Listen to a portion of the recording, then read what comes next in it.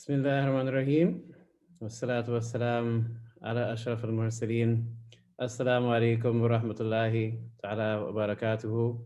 All of you listening, my name is Zachariah Wright. I'm happy to join this distinguished effort to shed some light onto the illuminating tafsir of Shaykh Ibrahim Niyas in this holy month of Ramadan. And I'm honored to be joining you just at the tail end of Ramadan. I want to apologize in advance. What you're about to listen to or watch, as the case may be, is mostly pre-recorded, but just recorded not too long ago. That's because I am broadcasting from live to you now from Doha, Qatar, so it's very late. So my mental acuity is not what it might be. But then I realized I did the recordings when I was fasting, just to kind of commiserate with you when you're watching. Most of you are in America. I know it's 5 o'clock there, so you're still fasting. You've got a couple more hours to break your fast.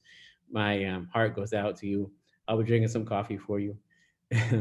But anyway, so you'll be watching or listening to I think 3 days of some tafsir that focuses primarily on the Ma'rifatullah.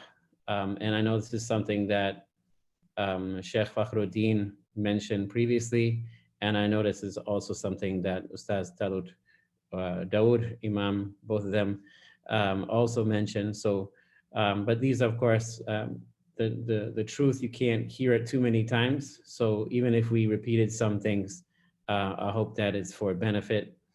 All of you that are watching now, I know that you're all serious in acquiring knowledge of Allah. May Allah make us all among such seekers. For you to be listening to the tafsir so late in Ramadan, when many people have lost their zeal and are only thinking about what they're going to do after the Eid. And here you are listening to the tafsir still. So may Allah reward you. May Allah bless you. We know that's because may Allah include us among those people that are fasting, are having a different type of a fast. As Sheikh Tijani Sisi, anhu, when he began this conversation with us early on in the Ramadan, he reminded us that there are two types of fasting. There's fasting just to leave food and drink from the dawn to the sunset. And then there's a fasting that Tarak al-Masiyatullah ala al-Itlaq. Yeah, you're leaving the disobedience or ilal abad, the disobedience to God forever. And you do that by fasting from everything except for Allah. And that's a fast that never ends, right? So you are, inshallah, may Allah make us among those people that are fasting from everything except for Allah, fasting from everything except for Allah in Ramadan. And Ramadan is a time that reminds us of that. That's why the Sheikh said it's the Jannatul Arafin. It's the paradise for the Gnostics. May Allah place us among those people that Ramadan is a reminder for them to get everything out of their heart except for Allah, and that's a state that their heart persists in after Ramadan and for the rest of their lives. Ameen Rabbil Alameen. Wa akhiru da'wana alhamdulillahi Rabbil Alameen. Yeah, so please enjoy the recordings. Let me know if you have any comments. I'll be in and out of the chats if I can, if I don't go to sleep. But anyway, thank you again for tuning in. Assalamu alaikum.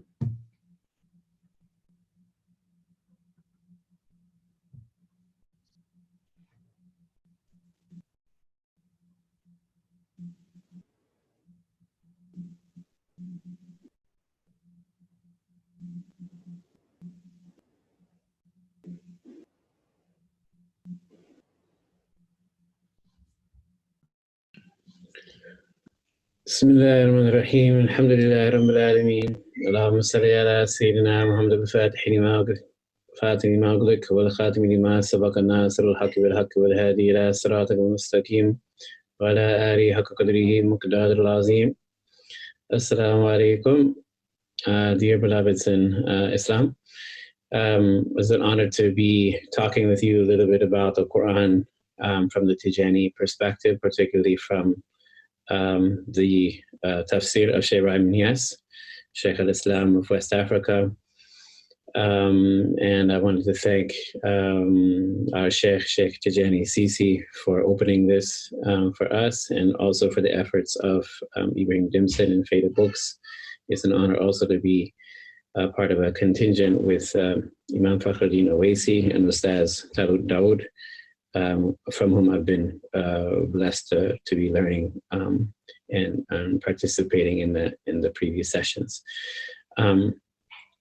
So I wanted to talk in a few sessions really about the ma'rifah of Allah, which is kind of the essence for anybody reading the Quran, is the fact that this is a message from the Lord of the worlds to us, to help help us understand him better. And so I will sort of be jumping around from the Tijani tradition, and particularly in the works of Shaykh Ibrahim Niyas, sort of recognizing that in the self-conception of Tijanis that there's nothing that the Tijanis are doing that is not Quran and Sunnah. And so that the entire intellectual articulation of the Tijaniya is nothing but tafsir. It's nothing but commentary on the Sunnah, and the Sunnah is itself commentary on the Quran. So that's going to be the main center point of how I'm sort of organizing my diving into the theory of the Tafsir of Shaykh Ibrahim Niyas, but also looking at some of his other writings as well, because the Jawahir Rasail, for example, contains explicit tafsir, and also the Kashf al-Libas, his magnum opus, Removal of Confusion, also is another variation of tafsir. First of all, I wanted to talk a little bit about the importance of the Quran.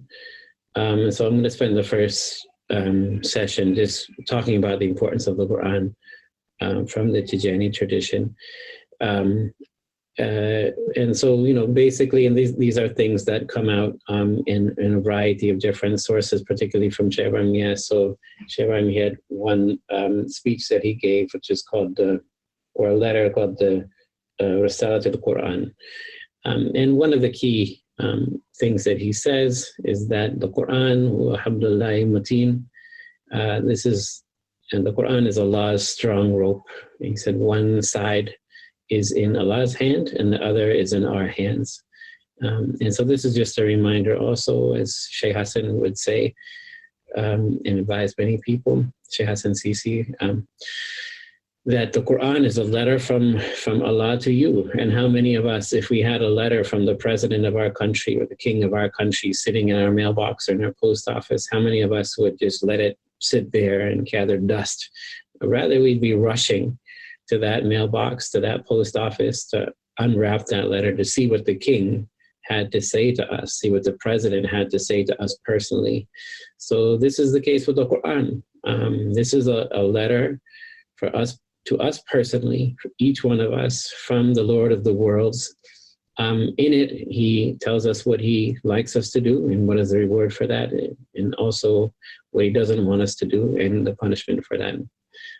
So this is not something that we can leave aside. And even when Jamajani, he of course was asked about the relevant worth, or the relative worth, of powerful Sufi prayers like Salatul Fatih that I opened this session with, Allahumma salli ala Sayyidina Muhammad al-Fatih Mawglik, and his relationship with the Quran. And he said, well, it's really not a comparison, right? Because one is nawafil, one is supererogatory works, and one is obligatory. Reading the Quran is obligatory. You can't leave it aside from the perspective of the Sharia.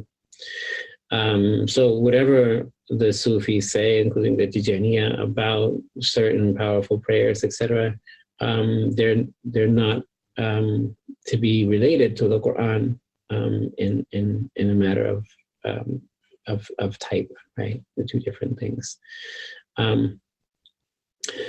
So the importance of the Quran in the teachings of Shaykh Ibrahim Niyas, just to give you a couple of other examples, in the Kashf al-Libas, the removal of confusion, he has a chapter in which he talks about the recitation of the Quran, the importance and how it can be recited together in a group. And he says, he relates the hadith, that only two people are worthy of envy, one on whom Allah has bestowed the Quran, so he busies himself with it in the watches of the night and day, and a man to whom Allah has granted wealth, so he becomes charged with dispensing it for the sake of God. So he also, and of course, there's the hadith also, the best of you are the one who learns the Quran and the one who teaches it. And he recites this other hadith in Kashf al-Libas on a number of occasions. Whomever the Quran and the remembrance of me, hadith Qudsi, has occupied from asking me, I give him better than that which is given to those who ask. And in the Arabic, one shaghala al-Quran wa dhikri an saltani, fa'atihu khayrun man yu'ati lisa'ilin, which is an interesting linguistic construction, right? So he says, you'll notice that so whoever is too busy, just enraptured with the Quran and the remembrance, that they forget to actually make dua, they forget to actually ask Allah for anything in particular from the affairs of the dunya or from elsewhere or for the afterlife. And they only are enraptured in the Quran alone and Allah's, the proximity to God therein. Then Allah says, I'm the one who gives him better than what he would have asked for. And not only that, what is given to those who ask, and you'll notice that when the first section is in the active voice, fu'atihu, and the next one is fu'yu'ati, is in the passive voice, meaning that the ones who ask, the beggars, the ones that are always demanding something, they will be given what is apportioned to them, because Allah says He is guaranteed to answer the dua of the supplicant. They'll be given what they ask for, either in this world or in the next, or it'll be postponed for them if it's bad for them, etc. You know the narrations. But the one who is not asking, then Allah Himself is the one giving, right? In a very special way, and in giving them better than what they would have asked for in the first place. And so Jalaluddin Rumi has a way of narrating a similar idea where he says, there are two types of people that come to see the king. One comes to see the king with a specific letter that he has prepared, and he has a specific demand to ask from the king. Another is going to see the king, and the people know that he's the beloved of the king. So they see him with a backpack, and they throw all of their letters inside of his backpack. And he gets in front of the king, and when he gets in front of the king, he just falls down and faints out of the majesty of the king. The king loves him, and he reaches into his backpack and takes each letter out and reads it and answers it, and then even gives the man himself better than what he asked for.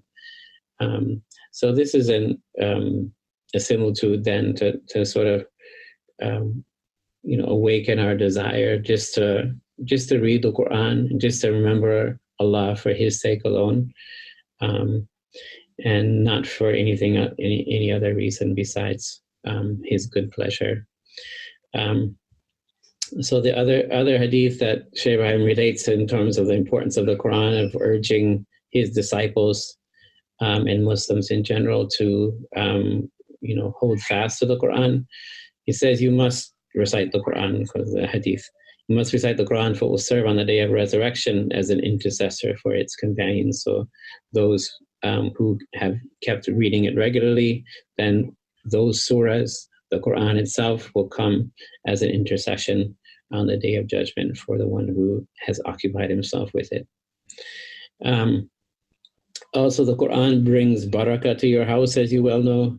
According to the hadith that Shaykhram relates here, the house in which the Quran is recited will make itself apparent to those in heaven, just as the stars make themselves apparent to the people of the earth. So this is, of course, a reference to the angels. The angels will be marking those houses that are reading the Quran, and they appear as lights to the inhabitants of the heavens, just as you can see the stars from your own house.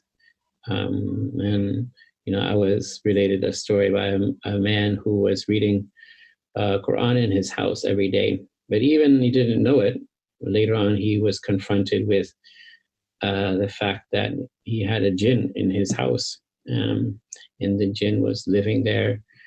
And finally, when the jinn came and manifested himself, then the man was sort of perturbed. But the jinn said, I see you every day, every night. I've been watching you, making your zikr, you're reading Quran, and I can't get to you, so don't fear for me. So that's just, one of the things that is to always remember about the things you put into practice that protect you, whether it's dhikr or Quran, is that whether you are protected from things, whether you know it or not, right? Whether you see the things that may be interested in harming you, or whether you don't, or whether you do see them, it's important to always do these things as a matter of protecting yourself and bringing blessing to your house. In terms of the benefit of the Quran, and I just quote from Jawahir al-Mani, and this is the primary text, of course, of the Tijaniya Sufi order written by Ali Harazm. And Shaykhram quotes this in his Removal of Confusion to talk about the benefit of the Quran. So Shah Mahjani, he says, that the Quran has an external benefit and an internal benefit, or reward. And so as for the external one, it is mentioned in the tradition, in the hadith, namely, whoever recites the Quran, says Shah Mahjani, without ablution, he is credited 10 good deeds for every letter. And as you remember the hadith, and the Prophet says, and I don't say that, or every word, right? I don't say that Alif Lam Mim is one word, rather Alif is one letter, Lam is one letter, and Mim is another letter. So you have 10 good deeds benefit for every single letter that you recite. Shah Mahjani continues, whoever recites with ablution, but outside of the ritual prayer, he is credited 25 good deeds for every letter. Whoever recites with ablution while sitting in the ritual prayer, because sometimes you can sit for nawafil, or if you're unable to stand, he is credited with 50 good deeds for every letter. And whoever recites with ablution while standing in the ritual prayer, he is credited with 100 good deeds for every letter. And such is the degree of the external aspect. As for the degree of the inner aspect, it is beyond definition and likeness. It cannot be measured or quantified, and its essential nature is inaccessible for all eternity to the entirety of created beings. Even if all the awrat, the liturgical remembrances, were combined with all the names, with all the attributes, and with all the good deeds, with all the acts of devotion from the beginning of time to the end, it would fall short of one single letter of the Quran, and this is the internal degree. So that's Shaykh Ahmad Tijani talking about how weighty and how magnificent is reading the Quran. So of course the Tijani tradition, along with other Sufi orders and Muslims in general, have very much emphasized the importance of regular reading of the Quran. And Shaykh Ibrahim has a narration in the Removal of Confusion, the Kashf al-Libas, where he says, every host loves his banquet to be attended, and Allah's banquet is the Quran, so you must not stay away from it. And it's well known that Shaykh Ahmad Tijani urged his disciples to read 1 juz, or 1/30th of the Quran every day, whether in Ramadan or outside of Ramadan. It's said that Shaykh Ibrahim Niyas used to recite the Quran, the whole Quran, 2 times per week. once from memory, and once from the Mus'haf, from reading. I know Sheikh Hassan Sisi, when he was on a long flight, he would often read the whole Quran when he was traveling to America, for example. And towards the end of his life, he was asked, do you have any regrets? And he said, my only regret is that I did not have time to recite more of the Quran, right? And even we would see him in his salon or on the airplane or in the car, wherever he was going, always reciting Quran. But even him, he said, I wish I had more time to recite Quran. It's said that his mother and the daughter of Shaykh Ibrahim Niyas, Sayyidah Fatima Zahra, used to be just reciting Quran all the time, even when she was doing household chores, cooking, cleaning, that she was reciting Quran. When I was studying in Cairo, I ended up living with one of the sons of Sheikh Hassan, and I always found him reading the Quran. He was the Hafiz Quran, of course, but he would tell me, Sheikh Hassan had advised him, said, you will never lose time by reciting the Quran. And I always liked that narration. So the idea that the Quran puts barakah, or blessing, in all of your other time, right? So you can never say, well, I don't have time to read the Quran, because if you read the Quran, you will find more time to do other things in your life, and you have barakah in your time, right? It's not just about time. In other words, Allah can expand and contract the time according to His control.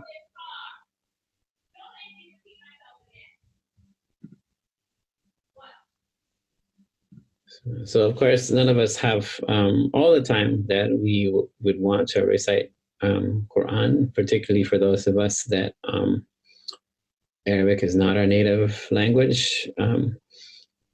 It's very difficult. I remember when I first went to make Umrah, I think 2001, I had just become Muslim, been Muslim for like 4 years, and trying to learn Arabic. And I said, well, I'm going to sit and read Yasin. I sat in front of the Kaaba and read Yasin. And I had the worst headache. I think I stayed there for almost 2 hours just trying to read Yasin. So I know it can be difficult. In fact, after I heard the narration that a Tijani disciple should be reading one juz of Quran every day, I was, upset, because that's very difficult for me. So I asked Sheikh Hassan, I said, is there any way out of this? Can you give me an easier way to recite the juz? So he said, oh yeah, you can, you read these 7 surahs every night, and it's the same as if you'll be exempted from reading the juz. So I was, that's a good idea, Sheikh. So tell me, what are those 7 surahs?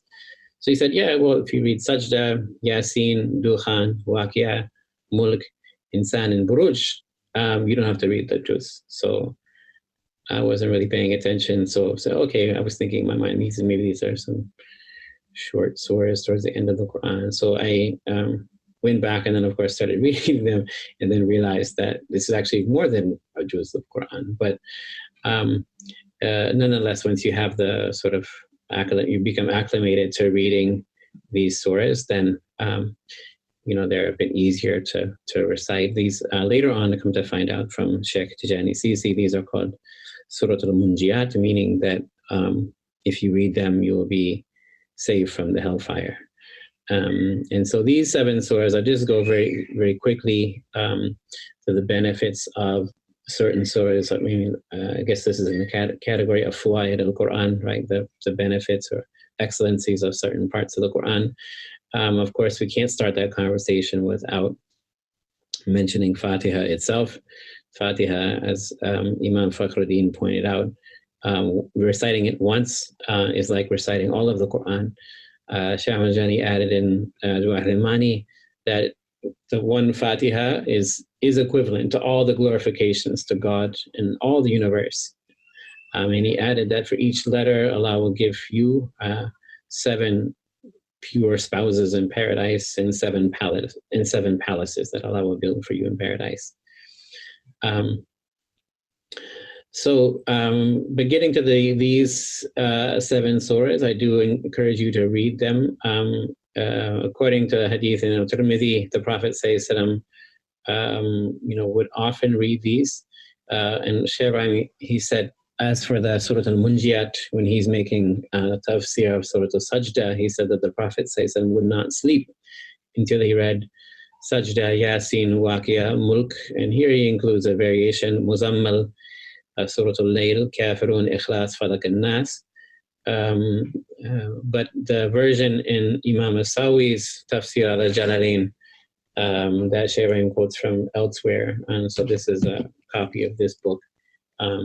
It's a multi-volume, I think six volumes, but this is this famous Indian Quranic scholar from the 18th century.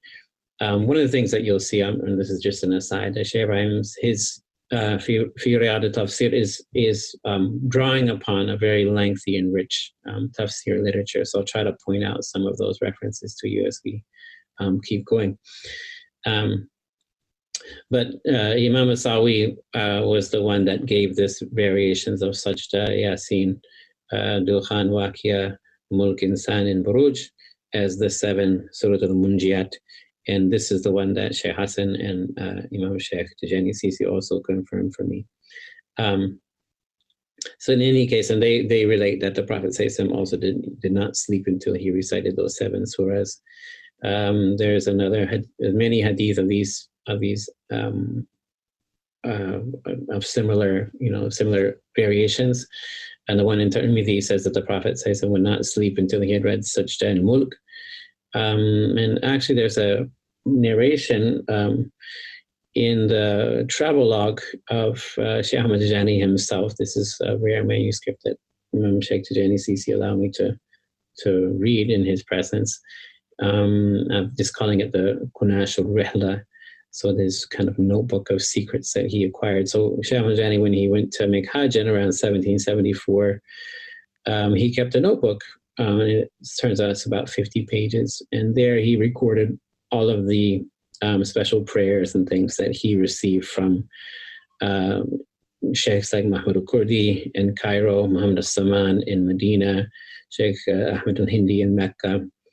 One of the things that he records is that if you read Sajda and Mulk, and any night, you will have the benefit as if you stood in Laylatul Qadr.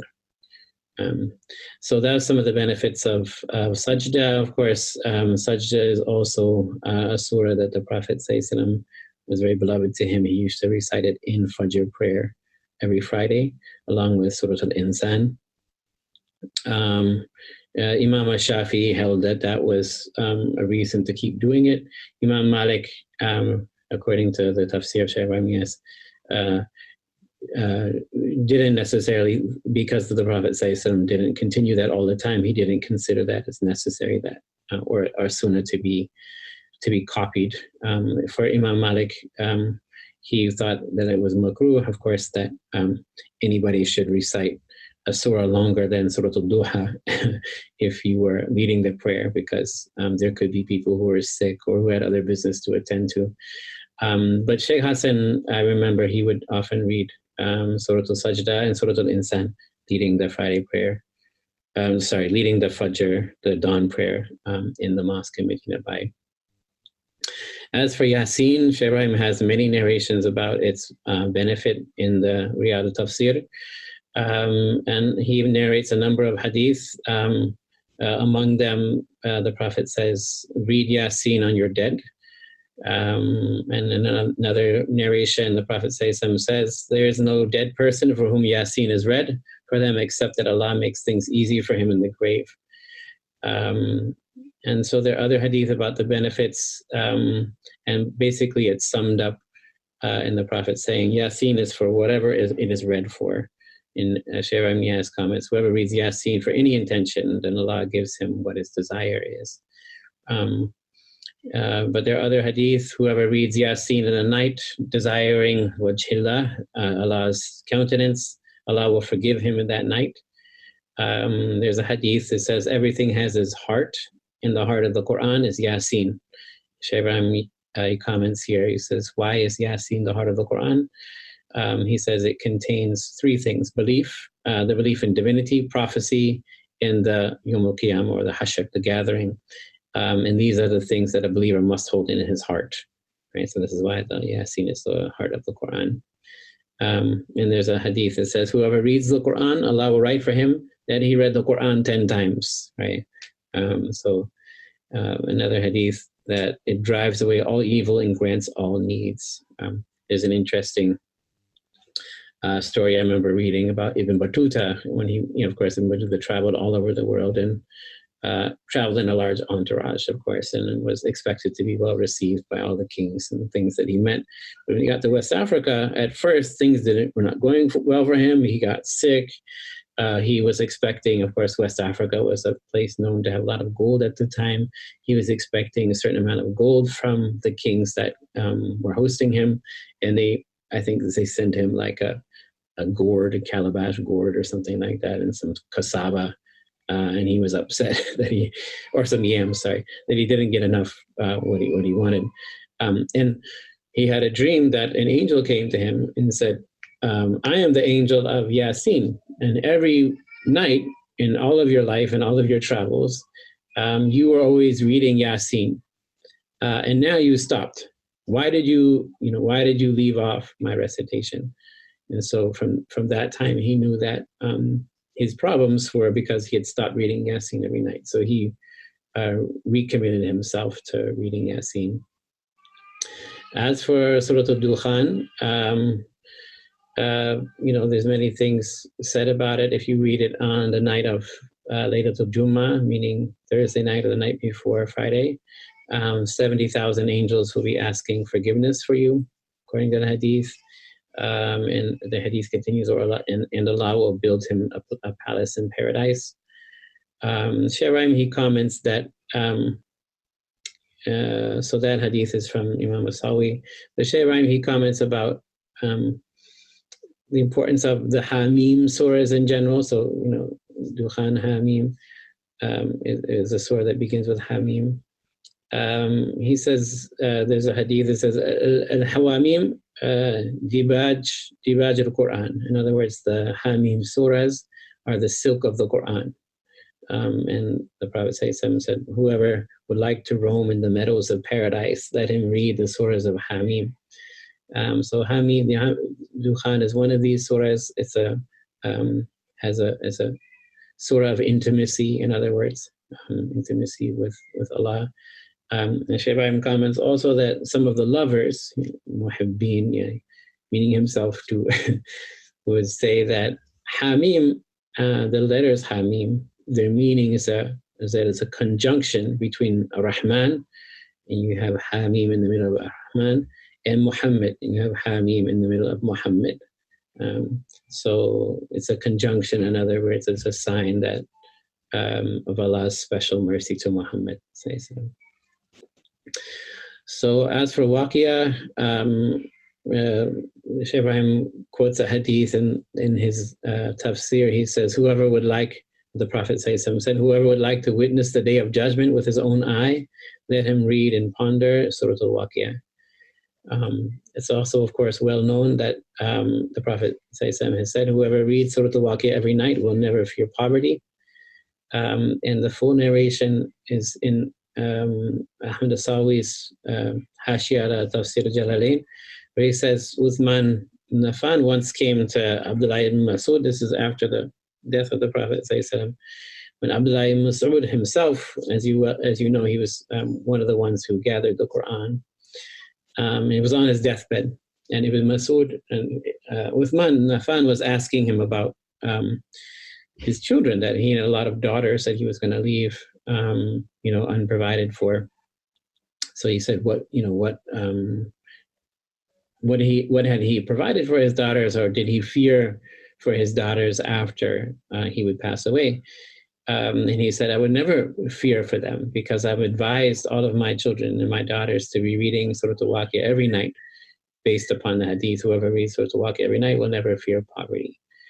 So this is the sort of yaqeen, the confidence that the companions had in, the power of the Quran, and the power of, Waqia here, for example, to bring wealth. As for Surah Al-Mulk, Ahmed Asawi has a hadith. There's a chapter of God's book, which is 30 ayats, and it will serve as intercession for a man on the day of judgment, for it will take him out of the fire and enter him into the paradise. And it is Surah Al-Tabarak, which is Surah Al-Mulk. There's also hadith that it prevents punishment in the grave. As for Surah Al-Insan, it's also, to combine with sajda, as we said, for Fajr. There's a narration also that if anyone who reads Surah Al-Insan, in the night, they won't have anxiety in that night, or they won't have anxiety in the day if they read it in the day. وَالسَّمَاءِ ذَاتِ الْبُرُوجِ, particularly the ending ayats, وَاللَّهُ مِنْ وَرَائِهِمْ وَحِيدٌ بَلْ قُرْآنٌ مُجِيدٌ فِي لَوْحٍ مَحْفُوظٍ. It said whoever recites these ayahs will be under Allah's protection. So there you have the seven Surah Al-Munjiyat. Of course, these are things, when you have Fuwaid of the Quran, it's meant to speak to the larger benefit of the Quran, not just to single out these surahs, but these are things when you talk about the power of Fatiha, for example. It's also to remember the power of Ikhlas, Qul Huwallahu Ahad. It's also to remind you of the overall power of the Quran and also the secrets of the Quran, right? That there are certain secrets of the Quran. For example, Yasin into the verse, La yubsurun, is said in one narration that the Prophet ﷺ, when he was in his house in Mecca trying to make the hijrah, and his enemies had surrounded his house with spears and they were trying to kill him. One narration is that he just went to sleep, of course, and he walked out. Another narration is that he recited Yasin until the verses La yubsurun, and he walked out invisible. They didn't see him. Not mutually exclusive narrations, of course, because probably didn't see him because they went to sleep. But here you have, some of the secrets of the Quran that are important to recognize, right? The Quran has its shifa, its healing for everything, both ailments of the body and ailments of the soul. It's a means for you to get closer to Allah. It's a means for you, and it has all of your needs, right, from the dunya or from the akhirah. And the greatest need for the human being in this world and the next is to know his Lord. So that will be the next session. We'll talk about what is the ma'rifah of Allah, what is the knowledge of God, or the gnosis, and how is it communicated in the Quran for Shaykh Ibrahim Niyas. Okay. Today, Assalamu alaikum wa rahmatullahi ta'ala wa barakatuh. Bismillah ar-Rahman ar-Rahim, wa salatu wa salam ala ashraf al-mursalin. Amantu billahi wa rasulihi, fa huwa al-awwalu wal-akhiru wal-zahiru wal-batin, wa huwa bi kulli shay'in alim. This, of course, is the dua of the Prophet, sallallahu he said, if you're afflicted with doubt, then seek refuge from what causes you doubt. And say, Amantu billahi wa rasulihi, fa huwa al-awwalu wal-akhiru wal-zahiru wal-batin, wa huwa bi kulli shay'in alim. I have believed in Allah in his messenger, and he is indeed the first, the last, the manifest, the hidden, and he has knowledge over all things. This, of course, is a verse from the Quran that Shaykh Ibrahim uses to extrapolate the ma'rifah of Allah, the essential knowledge of God. As we began with yesterday, or last session, is something that is the essential purpose of the Quran, to teach mankind the knowledge of God. A couple of things left over from last time that I thought were interesting segments into this larger discussion of ma'rifah. One is, of course, the idea of reading the Quran to put barakah in your time. And this is, of course, an indication that the time itself is a creation of Allah, and it is not fixed. Allah can expand and contract the time as he likes, as we mentioned last time. And I came across an interesting quote from Shaykh Ibrahim.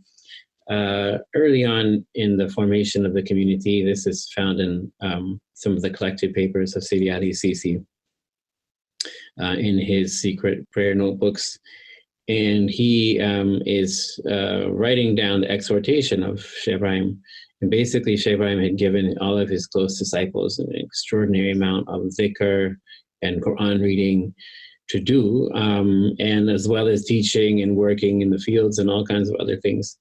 And so among this list of this incredible amount of list of dhikr and prayer that Sayyidi Ali and the close disciples of Shaykh Ibrahim were supposed to do, Shaykh Ibrahim tells them, if you work hard to accomplish everything, you will know, this is from the book Living Knowledge in West African Islam, you will know that God can expand time and add to it for whom he wills. Looking at all of our daily work, it would appear that a single day cannot contain all of it, but whoever wants to undertake all of it will see from God's grace that God expands time for the one who persists in righteousness.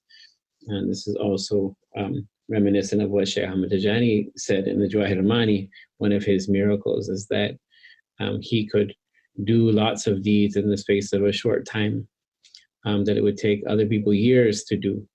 And so this is one of the karamat of the awliya, one of the miracles, the saintly miracles, but it's also something that we can witness just by reading the Quran. It can put barakah in our time, it can expand time for us to do good deeds. The other thing that from last time was about not asking, allowing yourself to be drowned and completely absorbed in the remembrance of Allah, most particularly the Quran, to the point that you have no other desire, no other want, except for Allah Himself, except to be, as Shaykh Ibrahim says, my will, the will of the servant, has become the will of the will of God, and the servant is as the pen. So that there can be Nafari was one of the early Sufis from around the 10th century of the Common Era, and he says he has these ideas of, like, God says, he has these kind of versions of shatahat, or divine sayings that God is inspiring him with. And he has this one saying, he says that, where he's basically explaining how it is that God can become, according to the Hadith Qudsi, God says, a servant never stops approaching to me until I love him. When I love him, I become the hand through which he strikes, the foot through which he walks, the eye through which he sees, etc. And so Nafari explains it like this. He says, the hand which asks not of me until I begin is my hand, God says. And the hand which lays hold of nothing but from me is my hand. And the hand which asks not of other than me is my hand. So there's this idea here that don't seek anything except for Allah, and then you'll have all your other needs fulfilled. Okay, so this is our discussion of ma'rifah, and basically the excellence of this subject cannot be compared to any other, because its subject is Allah Himself, and Allah is as Shaykh Ibrahim says in the Kashf al-Bas, removal of confusion, and the subject of Allah Himself.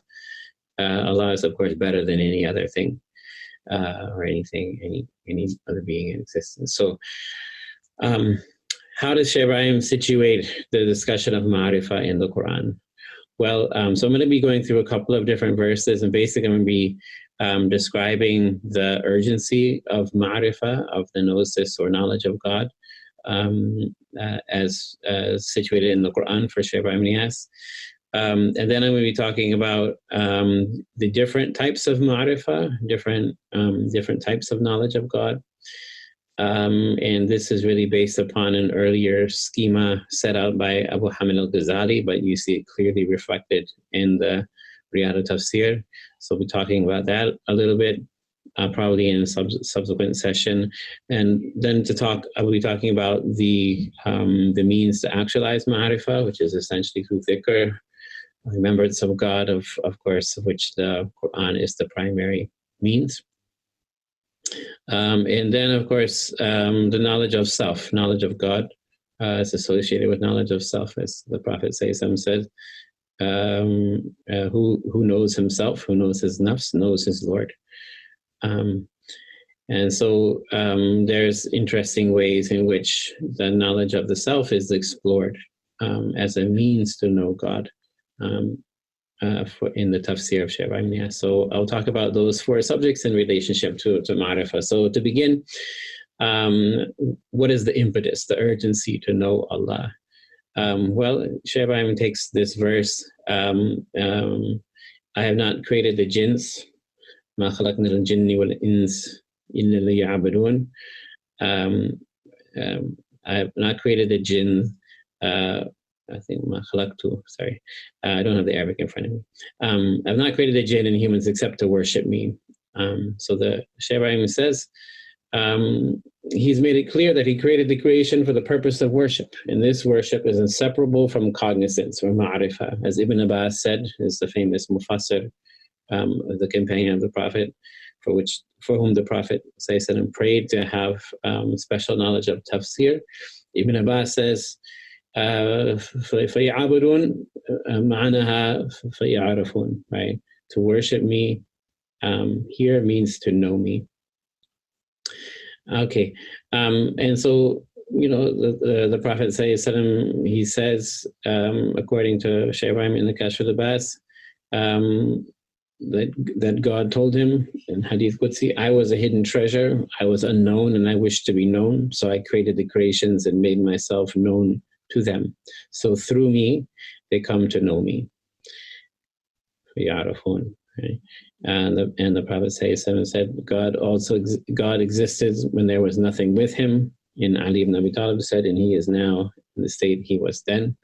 And the Prophet said, according to Shaykh Ibrahim Niyas in the Kashf al-Libas, how true is the saying of the poet Labid, everything apart from God is surely unreal.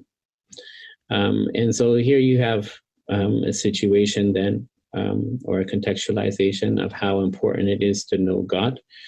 In Shaykh Ibrahim, he says, even in his first written text, he wrote over 75 books.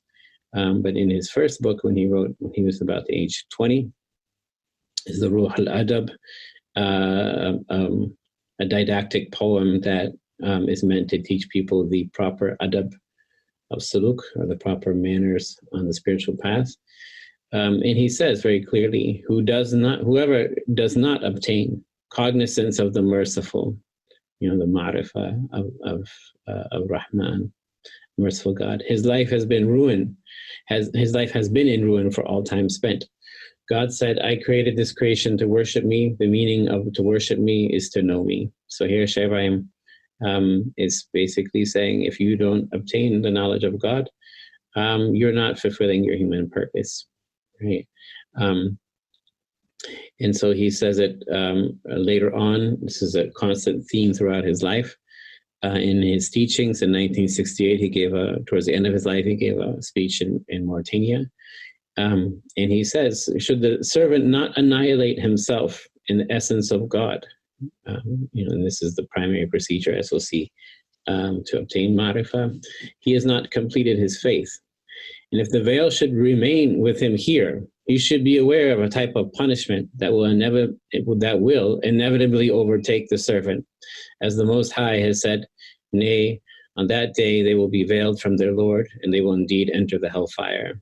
And this is the Quran, chapter 33, ayah 15 to 16. So whenever the veil arrives, there arrives the punishment. Okay, so he's associating then being veiled from your Lord with anything but ma'rifah. You know, having anything less than ma'rifah is a type of a veil that, in any type of a veil, is a type of a punishment, right? So ma'rifah, the knowledge of God for Shaykh Ibrahim, is not just some sort of ecstatic state that a mystic should be trying to, you know, leave the world and go into the desert to find. This is a state, this is a knowledge that every single person needs to have, right? Whether you're old, young, man, woman, rich, poor, you need to have the knowledge of God. That's your purpose here on the earth.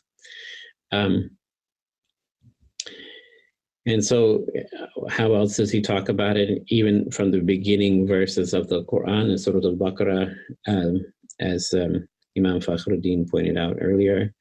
Alif Lam Mim ذلك الكتاب لا ريب فيه هدى للمتقين الذين يؤمنون بالغيب ويقيمون الصلاة ومما رزقناهم ينفقون. Right. So how is he talking? He wants to talk about those who believe in the unseen. يؤمنون بالغيب. He said they are those who believe.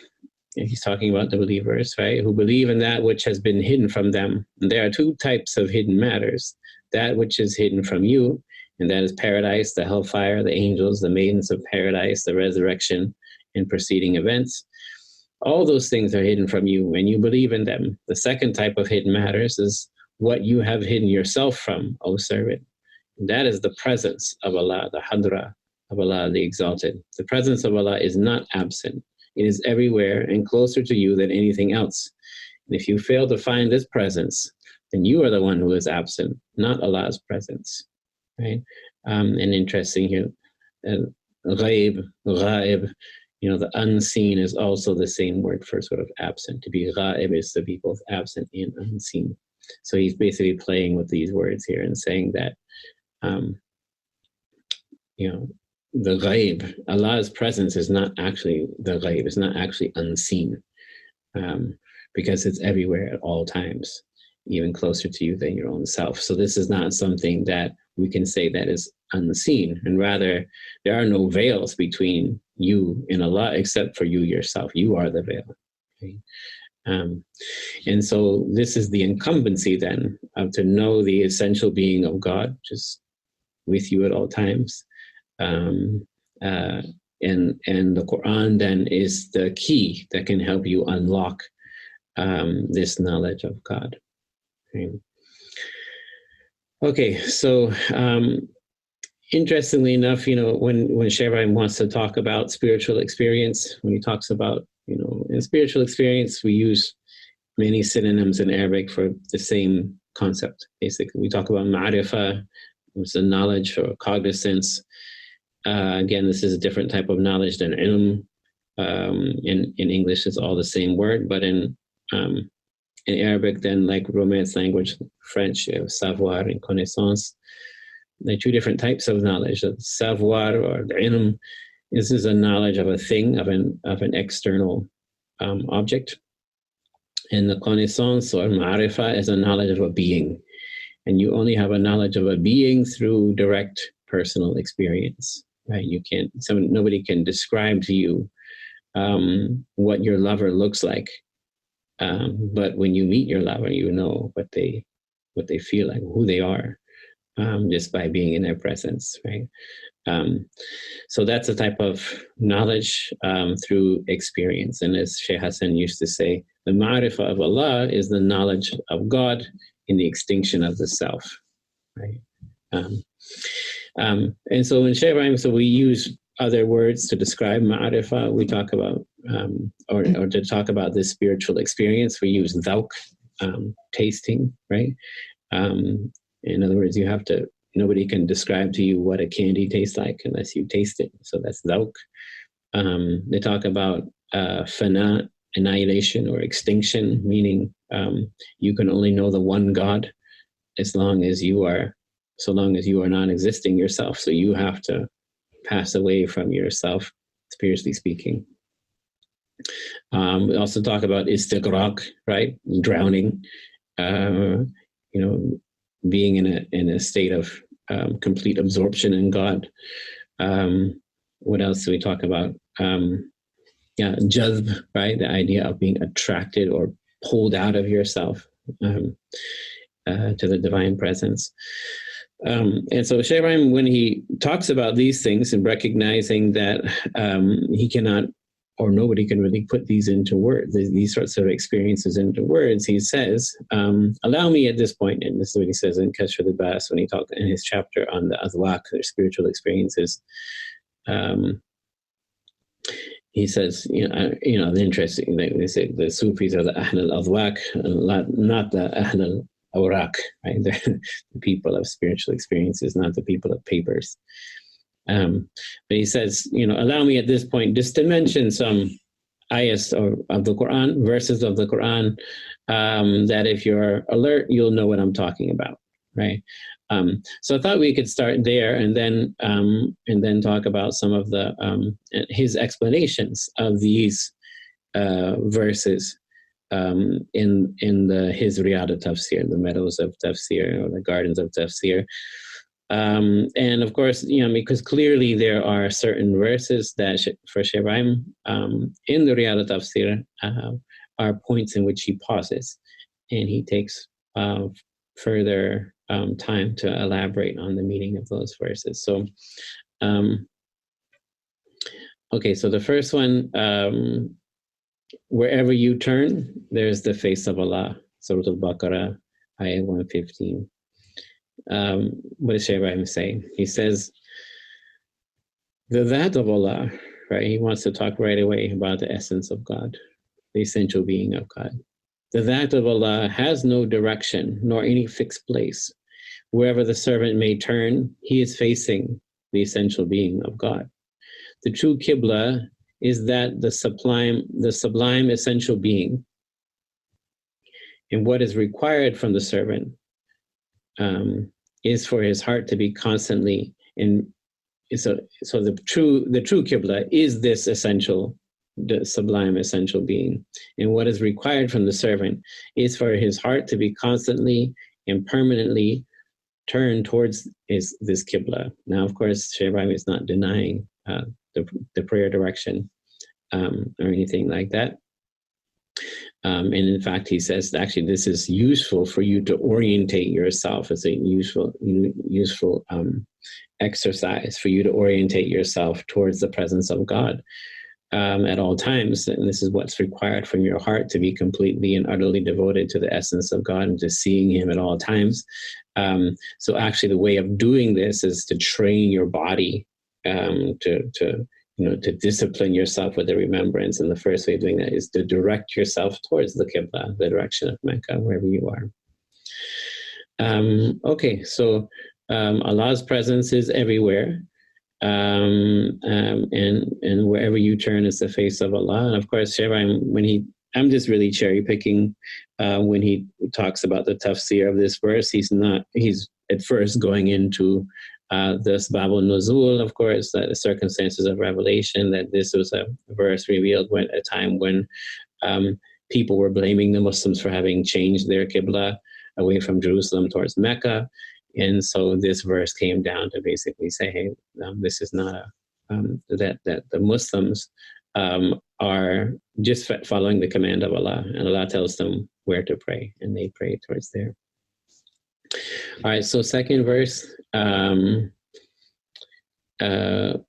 هو الأول والآخر والظاهر والباطن وهو بكل شيء عليم. This is in Surah Al-Hadid, 57 Surah, Ayah 3. He is the first, the last, the manifest, the hidden, and he is aware of all things. All right, so Shaykh Ibrahim is very quickly going to get into kind of a deep haqiqah, or deep spiritual reality, the reality of Allah's presence. He says, he is the first, before everything, without beginning, the last, after everything, without end, the manifest, the zahir, as the exegetes say, in evidence of himself, the hidden, from the perception of the senses. And he is aware of everything. He is aware of everything. He, glorified and exalted, has established himself as one. He is the first, the last, the manifest, the hidden. All of existence, mawjood, can be either first, last, manifest, or hidden. Nothing exists other than this. He is affixed, but he affixed the definite article to these names, al, which is the claim of totality, istighraqiya, right? So he is the first, the last, the manifest, the hidden, and he is aware of everything.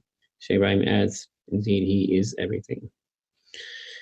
Later on, he has to, not has to, but he finds it expedient to clarify, because this is, of course, the famous and controversial topic, wahdat al-wujud, the idea that a complete unity of being, that there is nothing else, no other reality in being except for Allah. So what does he say about wahdat al-wujud? He said, indeed, he is one. And this is from his collection of fatwa that Imam Sheikh Tijani Sisi published in the book Sa'adat al-Anam. So when he's talking about wahdat al-wujud, this is what Shaykh Ibrahim says. Indeed, God is one. To him returns all multiplicity, and upon his oneness, all things revolve. In the Quran 42:53, verily to God return all matters in the end. He is the one whose oneness became manifest in all manifestation. He is the first, the last, the manifest, the hidden. In the Quran 58:7, there is no secret council of three, but he is their fourth, nor of five, but he is their sixth, or of more or less than this, but he is with them wherever they are. Afterwards, on the day of resurrection, he will inform them of what they did, and he has knowledge of all things. Shaykh Ibrahim says, this noble meaning cannot be understood by expression, but only tasted by illumination, fath, in manifestation, tajalli, from the opener. So these are other words that people use for spiritual experience. Idea of fath, or opening, illumination, manifestation, tajalli, the divine manifestation, from the opener, the aware. So this is what is meant by the witnessing of oneness and multiplicity, expressed by the Sufi people as the unity of being, wahdat al-wujud. Much blood has been spilled on account of elusive articulations, but the meaning transcends the expression. Expression cannot properly encompass the meaning. So who confines himself to the expression finds himself in a dangerous situation, right? So you basically say, I'm not going to be dragged into trying to articulate something that can only be understood through experience, right? But I'm not going to deny the reality of wahdat al-wujud, right? And another way he has a logical and a more intellectually understandable way of explaining how this could be.